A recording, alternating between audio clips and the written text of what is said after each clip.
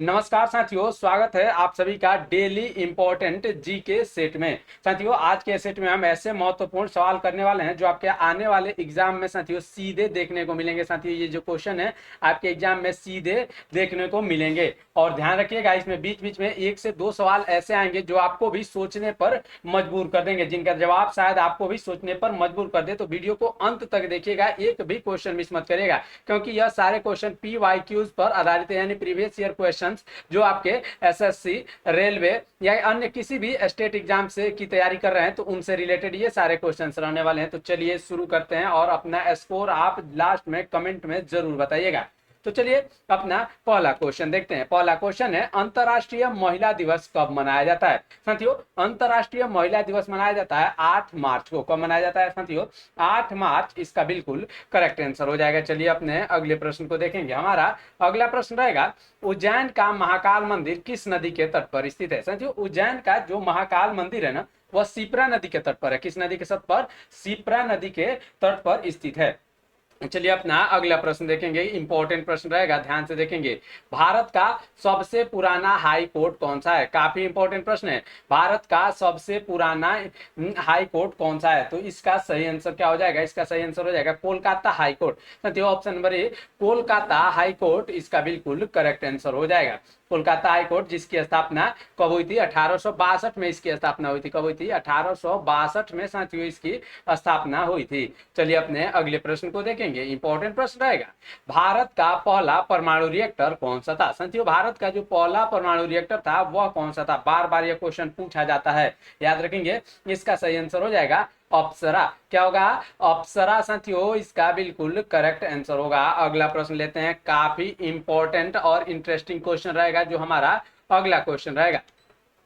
भारत में पहली बार जनगणना की शुरुआत कब हुई थी? साथियों, भारत में जो पहली बार जनगणना की शुरुआत हुई थी वह कब हुई थी? यह सवाल जो है काफी इंपॉर्टेंट सवाल है। देखिए, यह सवाल आपको आसान लग रहा होगा, लेकिन यहीं पे कई विद्यार्थी गलती करते हैं। भारत में जो पहली जनगणना हुई थी वह कब हुई थी? इसका सही आंसर हो जाएगा 1872 में। कब हुई थी? 1872 में पहली जनगणना हुई थी, जो कि लॉर्ड मेयो के शासनकाल में हुई थी। किसके?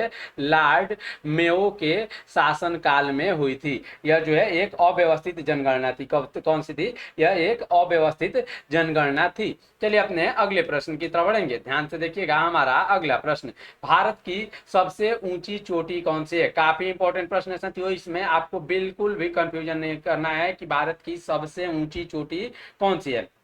भारत की जो सबसे ऊंची चोटी है वह कंचनजंगा है। ऑप्शन नंबर सी साथियों, कंचनजंगा। गॉडविन ऑस्टिन जो कि भारत में ही था, लेकिन अब पीओके में यानी पाकिस्तान ऑक्यूपाइड कश्मीर में है। तो अगर इसकी बात आए, अगर आपको ये दोनों ऑप्शन देखने को मिले, ध्यान से देखेंगे, अगर आपको कंचनजंगा भी देखने को मिले और गॉडविन ऑस्टिन भी देखने को मिले तो इसका सही आंसर आप करेंगे कंचनजंगा। अगर आपको ये कंचनजंगा न देखने को मिले, केवल ऑप्शन में गॉडविन ऑस्टिन मिले, तो आप K2 को ही टिक करेंगे। तो इसमें आपको कंफ्यूजन बिल्कुल नहीं रखना है। चलिए अपने अगले प्रश्न को देखते हैं, ध्यान से देखिएगा। हमारा अगला प्रश्न क्या रहेगा? अगला प्रश्न है, हरित क्रांति का संबंध मुख्य रूप से किससे है? साथियों, हरित क्रांति जो है ना, इसका संबंध है खाद्यान्न उत्पादन से। किससे? अन्न उत्पादन या खाद्यान्न उत्पादन इसका बिल्कुल करेक्ट आंसर हो जाएगा। अगर श्वेत दुग्ध क्रांति की बात कर जाए तो यह श्वेत क्रांति है। श्वेत क्रांति से संबंधित है दुग्ध क्रांति, इसको आप याद रखिएगा। और पीली क्रांति से संबंधित है तिलहन उत्पादन। मत्स्य जो है नीली क्रांति से संबंधित है, नीली क्रांति से संबंधित है। अगर रजत क्रांति की बात कर जाए, रजत क्रांति जो है वह अंडे से संबंधित है। किससे? अंडे से संबंधित है रजत क्रांति। इस प्रकार आपको कई क्रांतियां आपको देखने को मिलेंगी, तो इसमें आपको जो है याद जरूर रखना है, क्योंकि ये ऐसे क्वेश्चन आपके एग्जाम में बार बार पूछे जाते हैं। अगला प्रश्न देखेंगे, पंचायती राज की शुरुआत कहां से हुई? साथियों, जो पंचायती राज थी इसकी शुरुआत कहां से हुई? तो इसका सही आंसर हो जाएगा नागौर। ऑप्शन नंबर ए साथियों, नागौर से इसकी शुरुआत हुई। अगला प्रश्न देखेंगे, इंपॉर्टेंट प्रश्न रहेगा, किस राज्य, ध्यान से देखेंगे, किस राज्य की तटरेखा सबसे लंबी है? सबसे लंबी तटरेखा जो है वह किस राज्य की है? तो इसका सही आंसर हो जाएगा गुजरात। साथियों गुजरात की जो तटरेखा है वो लगभग 1600 किलोमीटर है। कितने? 1600 किलोमीटर। तो इसको भी आप याद रखेंगे, ये भी क्वेश्चन आपके एग्जाम में पूछा जा सकता है। चलिए बढ़ते हैं अपने अगले प्रश्न की तरफ, ध्यान से देखेंगे।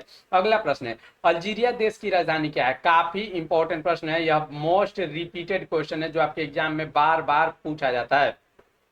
साथियों अल्जीरिया की जो राजधानी है वह कहाँ है? तो इसका सही आंसर हो जाएगा अल्जीरियस। ऑप्शन नंबर डी अल्जीरियस इसका बिल्कुल करेक्ट आंसर हो जाएगा। चलिए अपने अगले प्रश्न की तरफ बढ़ेंगे, इंपॉर्टेंट प्रश्न रहेगा। आईएमएफ का फुल फॉर्म क्या है? आईएमएफ इसका फुल फॉर्म क्या है? तो इसका सही आंसर हो जाएगा ऑप्शन नंबर ए यानी इंटरनेशनल मॉनिटरी फंड। क्या हो जाएगा? इंटरनेशनल मॉनिटरी फंड इसका बिल्कुल करेक्ट आंसर हो जाएगा। अगर इसके मुख्यालय की बात कर जाए जो कि आपके एग्जाम के लिए इंपॉर्टेंट है साथियों, इसका मुख्यालय कहाँ स्थित है? इसके मुख्यालय की अगर बात कर जाए तो यह कहाँ स्थित है? तो यह है वाशिंगटन डीसी में। कहाँ पर साथियों? वाशिंगटन डीसी में इसका मुख्यालय स्थित है। इस बात को भी आप याद रखेंगे। अगले प्रश्न की तरफ बढ़ते हैं। अगला प्रश्न है, कोलकाता शहर किस नदी के तट पर स्थित है? कोलकाता शहर जो है हुगली नदी के तट पर है। किस नदी के तट पर साथियों? ऑप्शन नंबर सी हुगली नदी के तट पर है। इसको आप याद जरूर रखिएगा। अगले प्रश्न की तरफ बढ़ेंगे। अगला प्रश्न हमारा रहेगा, रजिया सुल्तान के पति का नाम क्या था? साथियों जो रजिया सुल्तान थे उनके पति का नाम क्या था? तो इसका सही आंसर हो जाएगा अल्तुनिया। याद रखेंगे, अल्तुनिया इसका बिल्कुल करेक्ट आंसर हो जाएगा। रजिया सुल्तान कौन थी? भारत की पहली महिला शासक। भारत की पहली पहली महिला शासक कौन थी? पहली महिला शासक कौन थी साथियों? रजिया सुल्तान। इसको आप याद जरूर रखिएगा, पहली महिला शासक। चलिए बढ़ते हैं अपने अगले प्रश्न की तरफ, ध्यान दीजिएगा। अगला प्रश्न हमारा है, देश में नियमित जनगणना की शुरुआत कब से हुई? साथियों देश में जो नियमित जनगणना की शुरुआत हुई थी वह कब से हुई थी? इसका सही आंसर 1881 में। साथियों 1881 में जो है नियमित जनगणना की शुरू हुई। अगर बात करी जाए पहली जनगणना कब हुई थी? 1872 में, जो कि आपको हमने बताया यह लॉर्ड मेयो के शासनकाल में हुई थी। लॉर्ड मेयो के शासनकाल में हुई थी 1872 वाली, जो कि अनियमित थी, अनियमित थी। लेकिन 1881 से जो जनगणना शुरू हुई इसलिए हर साल, हर 10 साल पर जनगणना होती है। जो 1881 में हुई, उसके बाद से 1891 में हुई, 1891 में हुई, ऐसे आते आते आपको लास्ट जनगणना 2011 में हुई थी। लेकिन 2021 में उसके बाद से जनगणना होनी थी, 2021 में जनगणना होनी थी, लेकिन कोरोना के कारण, किसके कारण से हो? कोरोना के कारण ये जनगणना उस समय नहीं हुई। अब ये जनगणना 2027 में हो रही है। अगली जनगणना कब हो रही है? 2027 में। इस बात को आप याद जरूर रखेंगे। अगला प्रश्न देखते हैं। अगला प्रश्न हमारा रहेगा, बद्री धाम किस राज्य में स्थित है? बद्री धाम की अगर बात कर जाए तो उत्तराखंड में है। कहां पर है? ऑप्शन नंबर डी साथियों उत्तराखंड इसका बिल्कुल करेक्ट आंसर हो जाएगा। इसको आप याद जरूर रखिएगा। चलिए अगला प्रश्न देखेंगे। अगला प्रश्न थोड़ा सा इंटरेस्टिंग होने वाला है साथियों, ध्यान से देखिएगा। जो हमारा अगला प्रश्न है क्या है? काफी इंपॉर्टेंट प्रश्न है। गंगोत्री धाम, साथियों गंगोत्री धाम किस राज्य में स्थित है? गंगोत्री धाम की अगर बात करी जाए तो यह स्थित है कहां पर? इसका सही आंसर हो जाएगा उत्तराखंड। कहां? उत्तराखंड। ऑप्शन नंबर ए इसका बिल्कुल करेक्ट आंसर हो जाएगा। अगले प्रश्न की तरफ बढ़ेंगे। अगला प्रश्न है, खून के शुद्धिकरण की प्रक्रिया क्या कहलाती है? साथियों ये जनरल साइंस का इंपॉर्टेंट क्वेश्चन है। खून के शुद्धिकरण की जो प्रक्रिया है वह डायलिसिस कहलाती है। आपने कई बार सुना होगा, जो भी किडनी के पेशेंट होते हैं, किसके साथियों? किडनी के पेशेंट होते हैं, उनका डायलिसिस बार बार होता रहता है। डायलिसिस यानी खून का शुद्धिकरण, जो कि किडनी नहीं कर पाता है तो उसी के कारण यह डायलिसिस की क्रिया कराई जाती है। अगला प्रश्न देखेंगे, शरीर के अंदर रक्त को जमने से कौन रोकता है? साथियों शरीर के अंदर जो रक्त को जमने से रोकता है उसे हेपेरिन कहते हैं। क्या कहते हैं? हेपेरिन। ऑप्शन नंबर डी साथियों हेपेरिन। चलिए अगले प्रश्न की तरफ बढ़ेंगे, ध्यान दीजिएगा। हमारा अगला प्रश्न क्या है? अरावली पर्वत श्रृंखला किस प्रकार की पर्वत श्रृंखला है? इंपॉर्टेंट प्रश्न है साथियों। अरावली पर्वत श्रृंखला जो कि हाल ही में चर्चा में रही थी, यह किस प्रकार की श्रृंखला है? तो इसका सही आंसर हो जाएगा प्राचीन अवशिष्ट पर्वत। ऑप्शन नंबर ए साथियों प्राचीन अवशिष्ट पर्वत। अगला प्रश्न देखते हैं, ध्यान से देखिएगा। हमारा अगला प्रश्न, पीली क्रांति। साथियों पीली क्रांति का संबंध अभी आपको बताया गया था, जो पीली क्रांति का संबंध था तो वो था तिलहन उत्पादन से। ऑप्शन नंबर सी साथियों तिलहन उत्पादन से पीली क्रांति का संबंध था। चलिए अगले प्रश्न की तरफ बढ़ेंगे। हमारा जो अगला प्रश्न रहेगा क्या है? सूडान देश की राजधानी क्या है? साथियों सूडान देश की राजधानी क्या है? तो इसका सही आंसर हो जाएगा खार्तूम। क्या है साथियों? ऑप्शन नंबर डी खार्तूम इसका बिल्कुल करेक्ट आंसर हो जाएगा। इसको आप याद जरूर रखिएगा। चलिए अब अगला सवाल थोड़ा ध्यान से, ये सवाल बहुत ही महत्वपूर्ण है, ध्यान से देखेंगे। अगला सवाल, लाल किला किसने बनवाया था साथियों? लाल किला को बनवाया था किसने? तो इसका सही आंसर हो जाएगा शाहजहां। शाहजहां ने बनवाया था। कब बनवाया था? इन्होंने इसकी 17वीं शताब्दी में बनवाया था। कब? 17वीं शताब्दी में इसको बनवाया था। चलिए अगले प्रश्न की तरफ बढ़ेंगे, ध्यान से देखेंगे। अगला प्रश्न हमारा, हिंद स्वराज पुस्तक के लेखक कौन है साथियों? हिंद स्वराज जो पुस्तक है इसके लेखक कौन है? तो महात्मा गांधी है इसके लेखक। कौन है? महात्मा गांधी, जिन्होंने 1909 में यह पुस्तक लिखी थी। कब लिखी थी? 1909 में इन्होंने यह पुस्तक लिखी थी। अगला प्रश्न देखते हैं, ध्यान दीजिएगा। अगला प्रश्न है, WTO का फुल फॉर्म क्या है? WTO यानी वर्ल्ड ट्रेड ऑर्गेनाइजेशन, यानी option number A world trade organisation इसका बिल्कुल करेक्ट आंसर हो जाएगा। इसको हिंदी में विश्व व्यापार संगठन कहते हैं। क्या कहते हैं? विश्व व्यापार संगठन इसको हम लोग कहते हैं हिंदी में। अगले प्रश्न की तरफ बढ़ेंगे, ध्यान दीजिएगा। हमारा अगला प्रश्न क्या है? अगला प्रश्न है, अयोध्या शहर किस नदी के तट पर स्थित है? अयोध्या शहर साथियों सरयू नदी के तट पर है। किस नदी के तट पर? सरयू नदी के तट पर स्थित है। अगले प्रश्न की तरफ बढ़ेंगे, ध्यान दीजिएगा। बद्रीनाथ धाम किस नदी के तट पर है? बद्रीनाथ धाम यह जो है किस नदी के तट पर है? तो यह है अलकनंदा नदी पर। अलकनंदा नदी के तट पर, अलकनंदा। अगला प्रश्न है, ध्यान से देखेंगे। नीली क्रांति का संबंध भारत में किससे है साथियों? नीली क्रांति का संबंध है मत्स्य उत्पादन से। किससे? मत्स्य उत्पादन से जो है नीली क्रांति का संबंध है। चलिए बढ़ते हैं अपने अगले प्रश्न की तरफ, ध्यान दीजिएगा। हमारा अगला प्रश्न, यूक्रेन देश की राजधानी क्या है साथियों? यूक्रेन जो देश है इसकी राजधानी जो है वह क्या है? तो इसका सही आंसर हो जाएगा कीव। क्या होगा? ऑप्शन नंबर डी साथियों, कीव जो है यूक्रेन देश की राजधानी है। अगला प्रश्न है, बौद्ध धर्म का प्रमुख केंद्र किस राज्य में है साथियों? बौद्ध धर्म का प्रमुख केंद्र है बिहार। कहां पर साथियों? बिहार इसका बिल्कुल करेक्ट आंसर हो जाएगा। अगर बुद्ध भगवान की बात करें तो इनका जन्म कहाँ हुआ था साथियों? आप कमेंट में बताइएगा कि इनका जन्म कहाँ हुआ था। इनका जन्म कहाँ हुआ था? इनकी मृत्यु जो हुई थी वो कुशीनगर में हुई थी। कहाँ पर हुई थी? कुशीनगर में इनकी मृत्यु हुई थी, जिन्हें महापरिनिर्वाण के नाम से जानते हैं। इनको शिक्षा की प्राप्ति कहाँ हुई थी? शिक्षा इनको मिली थी कहाँ पर? बोध गया में। कहाँ पर साथियों? बोध गया में इनको शिक्षा मिली थी। इस बात को भी आप याद रखेंगे। अगले प्रश्न की तरफ बढ़ेंगे। अगला प्रश्न हमारा है, भारत के प्रथम गृह मंत्री कौन थे? इंपॉर्टेंट प्रश्न है साथियों। भारत के प्रथम गृह मंत्री थे सरदार वल्लभ भाई पटेल, जिन्हें लौह पुरुष के नाम से भी जाना जाता है। लौह पुरुष के नाम से भी जाना जाता है। चलिए बढ़ते हैं अपने अगले प्रश्न की तरफ, ध्यान दीजिएगा। और ये भारत के पहले उप प्रधानमंत्री भी थे, इस बात को भी आप याद रखेंगे। अगला प्रश्न देखते हैं।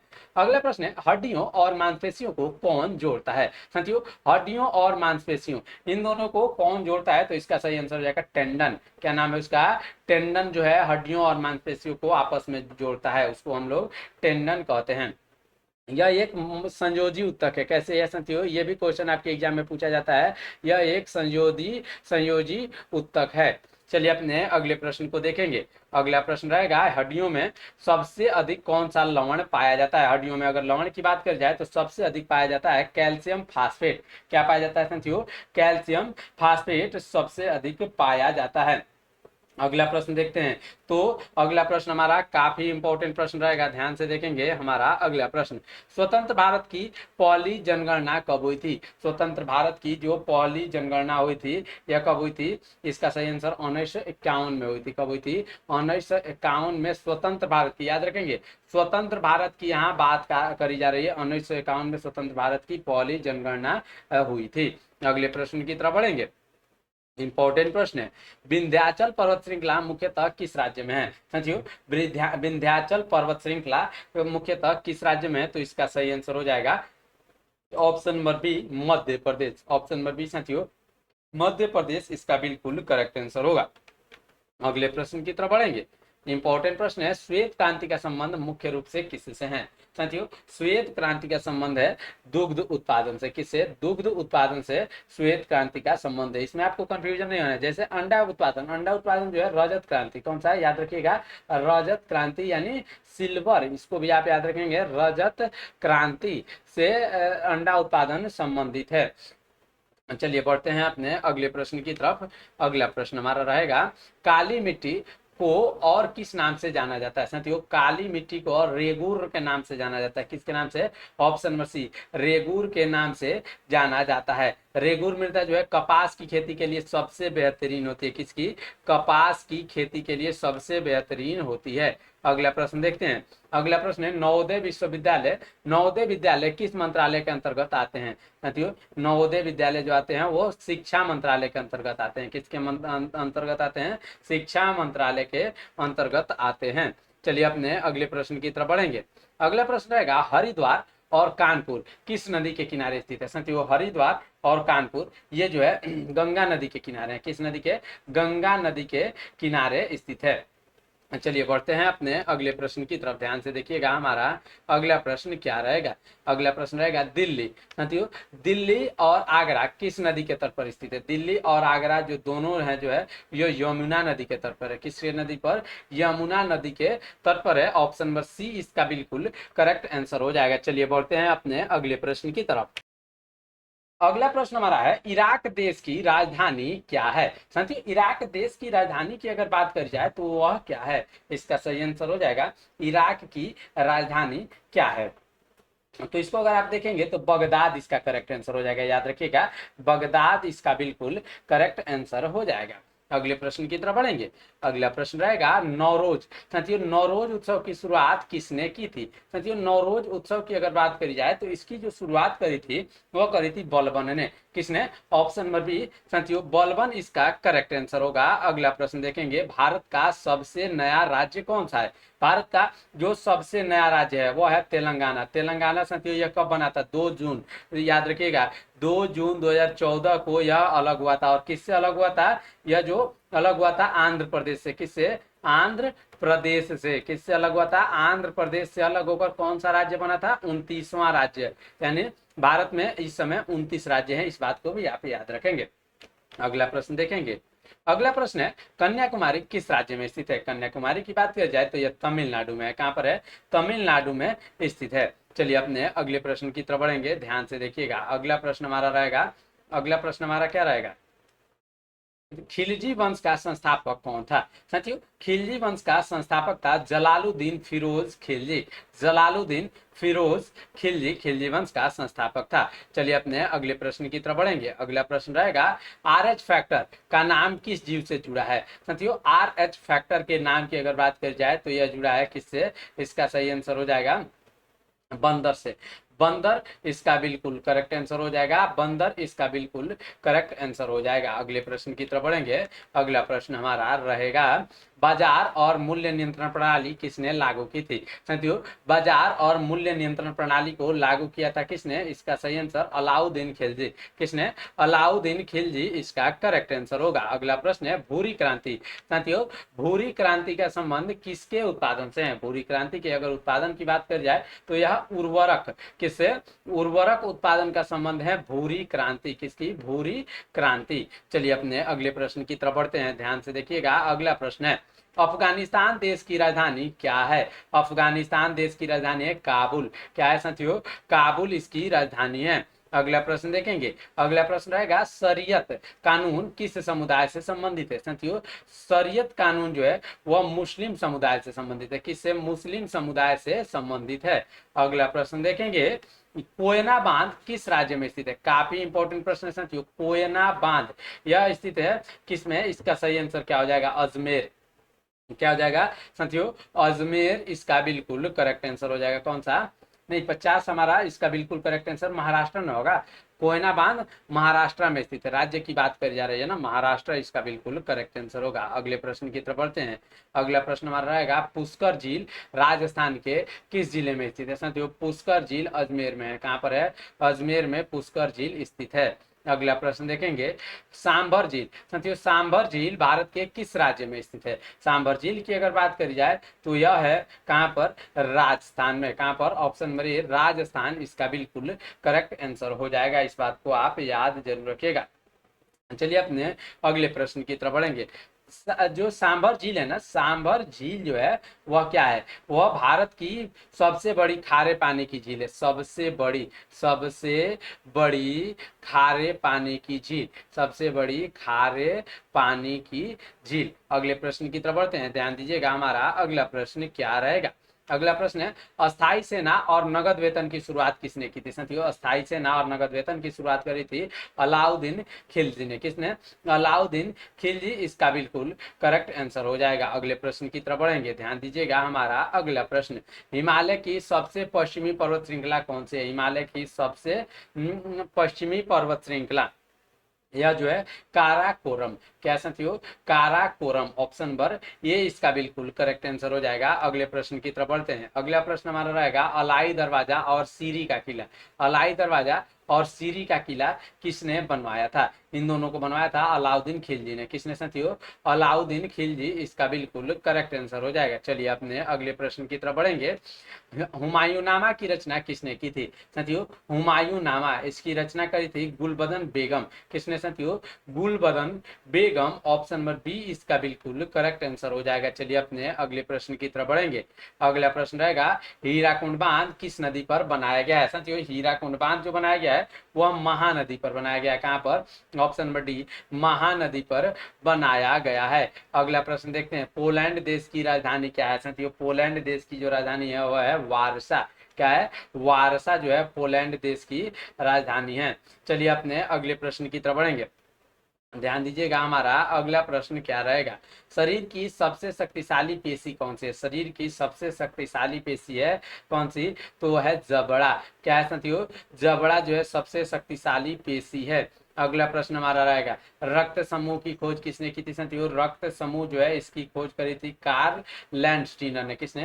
कार्ल लैंडस्टीनर ने इसकी खोज करी थी। कब हुई थी? इन्होंने इसकी खोज करी थी 1900 में, सन 1900 में इसकी खोज करी गई थी। और इसमें मुख्य रक्त समूह यानी ए, बी और ओ, इन तीनों की खोज करी गई थी। चलिए बढ़ते हैं अपने अगले प्रश्न की तरफ, ध्यान दीजिएगा।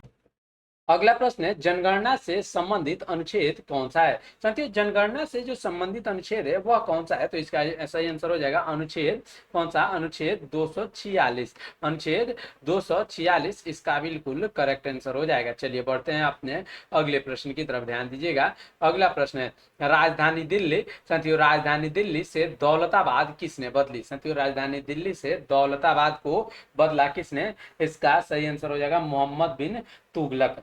मोहम्मद बिन तुगलक इसका बिल्कुल करेक्ट आंसर हो जाएगा। अगले प्रश्न की तरफ बढ़ते हैं, ध्यान दीजिएगा। अगला प्रश्न हमारा है, विश्व का सबसे बड़ा देश कौन सा है? विश्व का सबसे बड़ा देश है रूस। कौन सा है? रूस। किसके हिसाब से साथियों? क्षेत्रफल। साथियों क्षेत्रफल के दृष्टि से सबसे बड़ा देश है रूस। अगर जनसंख्या की बात कर जाए तो जनसंख्या की दृष्टि से सबसे बड़ा देश है भारत। कौन सा है? भारत। और भारत जो है क्षेत्रफल की दृष्टि से 7वां सबसे बड़ा देश है। कौन सा है? 7वां सबसे बड़ा देश है भारत। चलिए अगले प्रश्न की तरफ बढ़ेंगे, ध्यान दीजिएगा। अगला प्रश्न हमारा रहेगा, पोंगल किस राज्य का प्रमुख त्योहार है? पोंगल की अगर बात करी जाए तो यह जो है किस राज्य का है? तो इसका सही आंसर हमारा हो जाएगा तमिलनाडु। क्या होगा? तमिलनाडु। अगले प्रश्न की तरफ बढ़ेंगे, ध्यान से देखिएगा। अगला प्रश्न हमारा, Ibn Battuta, Ibn Battuta Bharat कब आया था? इब्न बतूता जो था वह भारत 1333 में आया था। 1333 में वह भारत आया था। अगले प्रश्न की तरफ बढ़ेंगे, ध्यान से देखिएगा। अगला प्रश्न है, सर्वाधिक नहरों का निर्माण किसने करवाया? सबसे अधिक जो नहरों का निर्माण करवाया था वो फिरोज शाह तुगलक ने करवाया था। किसने? फिरोज शाह तुगलक ने करवाया था। अगला प्रश्न है, मुगल वंश का संस्थापक कौन था? इंपॉर्टेंट प्रश्न है साथियों, क्या आप इसका आंसर जानते हैं? कमेंट में जल्दी जल्दी बताइएगा। मुगल वंश का संस्थापक माना जाता है बाबर को। किसको? बाबर इसका करेक्ट आंसर होगा। अगले प्रश्न की तरफ बढ़ेंगे, कनाडा देश साथियों, कनाडा देश की राजधानी क्या है? कनाडा देश की राजधानी की बात करी जाए तो यह जो है वह क्या है? तो इसका सही आंसर क्या हो जाएगा हमारा? इसका सही आंसर हो जाएगा ओटावा। क्या होगा? ऑप्शन नंबर सी साथियों ओटावा इसका बिल्कुल करेक्ट आंसर होगा। अगले प्रश्न की तरफ बढ़ेंगे। जनगणना साथियों, जनगणना विषय संविधान के किस सूची में है? जनगणना जो विषय है वह संविधान की 7वीं अनुसूची में। किसमें? 7वीं अनुसूची। ऑप्शन नंबर सी इसका करेक्ट आंसर होगा। अगले प्रश्न की तरफ बढ़ते हैं।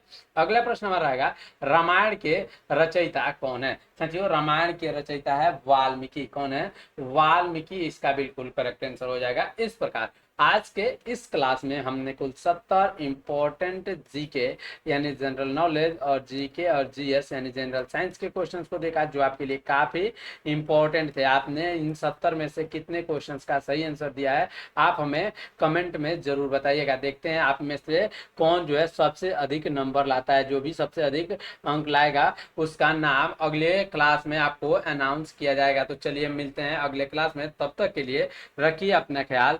धन्यवाद। जय हिंद।